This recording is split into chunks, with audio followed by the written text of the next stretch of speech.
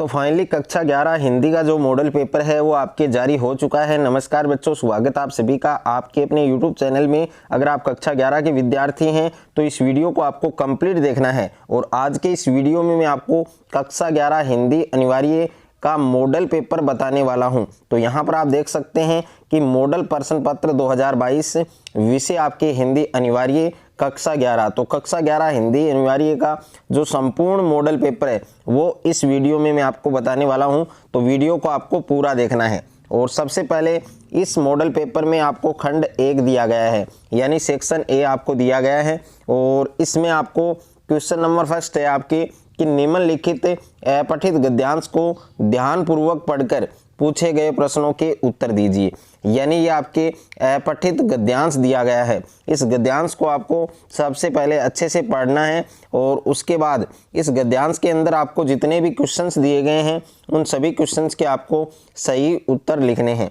तो यहाँ पर पहला प्रश्न आपको दिया गया है कि उपयुक्त गद्यांश का उचित शीर्षक लिखिए। तो इसका उचित शीर्षक आपको लिखना है। और दूसरा प्रश्न है कि राम रावण का युद्ध किस पक्ष को दर्शाता है, यह आपको लिखना है। और तीसरा प्रश्न है कि भारतीय जीवन की प्रमुख विशेषता क्या है, यानी भारतीय जीवन की प्रमुख विशेषताएं आपको बतानी है। और प्रश्न संख्या 4 है हमारे देश में ऊंचा स्थान किसे दिया गया है। तो हमारे देश में ऊंचा स्थान है वो किसको दिया गया है, ये भी आपको बताना है। और उसके बाद प्रश्न संख्या 2, और प्रश्न संख्या 2 में निम्नलिखित अपठित पद्यांश को पढ़कर पूछे गए प्रश्नों के उत्तर दीजिए।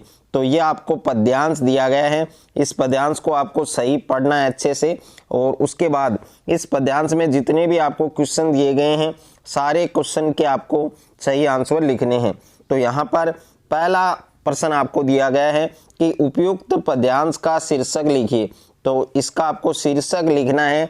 और दूसरा प्रश्न है आपके कि अनल किरीट से आपका क्या अभिप्राय है। तो अनल किरीट से आपका क्या अभिप्राय है यह आपको लिखना है।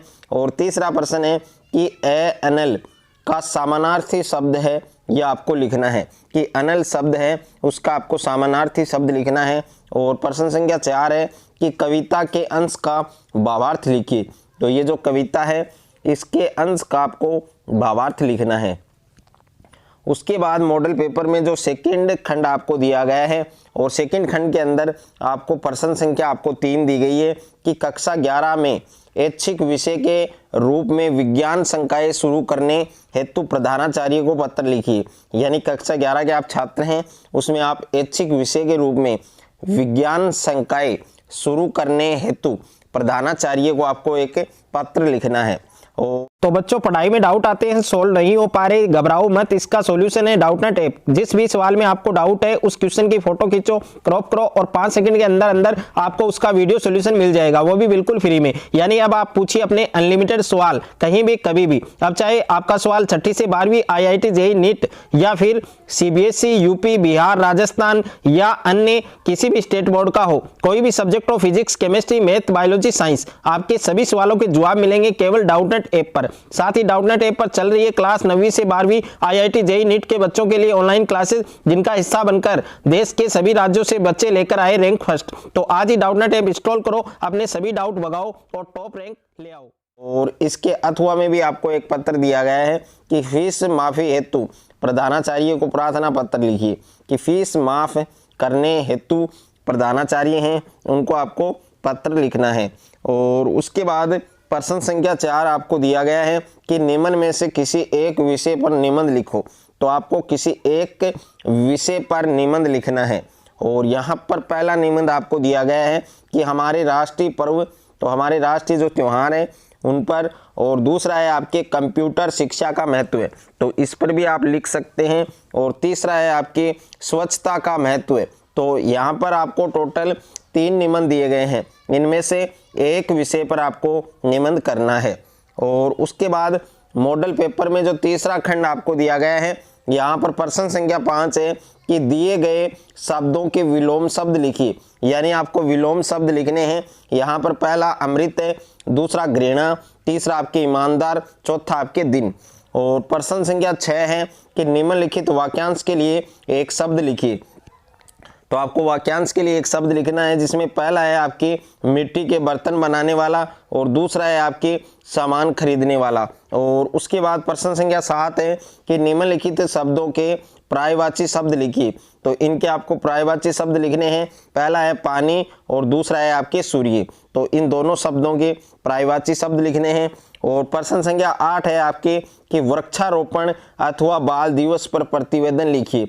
या तो वृक्षारोपण या बाल दिवस, इनमें से एक पर आपको प्रतिवेदन लिखना है। उसके बाद पेपर में खंड 4 आपको दिया गया है और यहाँ पर प्रश्न दिया गया है कि दिए गए पठित गद्यांश को ध्यानपूर्वक पढ़कर पूछे गए प्रश्नों के उत्तर दीजिए। तो यह आपको गद्यांश दिया गया है। इस गद्यांश में आपको जितने भी क्वेश्चन दिए गए हैं, इन सारे क्वेश्चन के आपको आंसर लिखने हैं। तो 1901 की जनगणना के अनुसार स्पीति की जनसंख्या कितनी थी? दूसरा है इंपीरियल गजेटियर के अनुसार स्पीति का जो क्षेत्रफल है, एरिया है, वो कितना था? और प्रश्न संख्या 3 है कि स्पीति व लाहुल किस राज्य में स्थित हैं और प्रस्तुत गद्य खंड में किन स्थानों का वर्णन किया गया है? तो ये सारे क्वेश्चन आपको करने हैं। और उसके बाद प्रश्न संख्या 10 है कि दिए गए पठित पद्यांश को पढ़कर पूछे गए प्रश्नों के उत्तर दीजिए। तो इसमें आपको पद्यांश दिया गया है, जिसमें पहला क्वेश्चन आपको दिया गया है कि घर में कितने भाई हैं, दूसरा है बहन कहाँ आई, और तीसरा है सब कहाँ जुड़े हुए हैं, और प्रश्न संख्या 4 है भाई व बहन को क्या बताया गया है। और उसके बाद प्रश्न संख्या 11 कि नमक का दरोगा कहानी में पंडित आलोपीदीन के व्यक्तित्व के कोई 2 गुण लिखिए। वेरी इंपॉर्टेंट क्वेश्चन है। और उसके बाद में प्रश्न संख्या 12 है लेखिका मियां नसीरुद्दीन के पास क्यों गई। और प्रश्न संख्या 13 है कि भूलो कुत्ते की जगह दूसरा कुत्ता है, वो क्यों लाया गया। और प्रश्न संख्या 14 लॉर्ड कर्जन की इस्तीफा है, वो क्यों देना पड़ा। और प्रश्न संख्या 15 है कि स्पीति किस किस राज्य के अधीन रहा।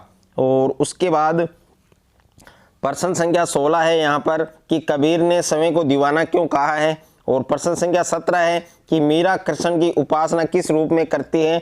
और प्रश्न संख्या 18 है कि पथिक का मन कहाँ कहाँ विचरना चाहता है। और प्रश्न संख्या 19 है कि किसान की पत्नी व बच्ची क्यों मर गई। और प्रश्न संख्या 20 है कि पैर की जूती किसे कहा गया है। और प्रश्न संख्या 21 है आपके शास्त्रीय संगीत व चित्रपट संगीत में आपको क्या अंतर दिख रहा है, तो वो अंतर आपको लिखना है। और प्रश्न संख्या 22 चेजारों द्वारा कुएं के भीतर कार्य करने की प्रक्रिया है, उस पर आपको प्रकाश डालना है। और प्रश्न संख्या 23 तातुस लेखिका का ध्यान अपनी बेटी की तरह रखते थे, उदाहरण द्वारा आपको स्पष्ट करना है। और प्रश्न संख्या 24 है कि नमक का दरोगा कहानी के माध्यम से मुंशी प्रेमचंद क्या संदेश देना चाहते हैं, वो संदेश आपको लिखना है। और प्रश्न संख्या 25 है कबीर के धार्मिक विचारों पर प्रकाश डालिए। तो इसमें जितने भी क्वेश्चन हैं आपके इस मॉडल पेपर में, मैंने वो सारे क्वेश्चन आपको करवा दिए हैं। अगर मेरा ये वीडियो आपको अच्छा लगे तो वीडियो को ज़्यादा से ज़्यादा लाइक करें, दोस्तों के साथ शेयर करें, और चैनल पर आप नए हैं तो चैनल को सब्सक्राइब कर लीजिए, साथ में नोटिफिकेशन बेल को प्रेस कर लीजिए। अगर और भी किसी सब्जेक्ट का मॉडल पेपर आपको चाहिए तो आप कमेंट करके बता सकते हैं।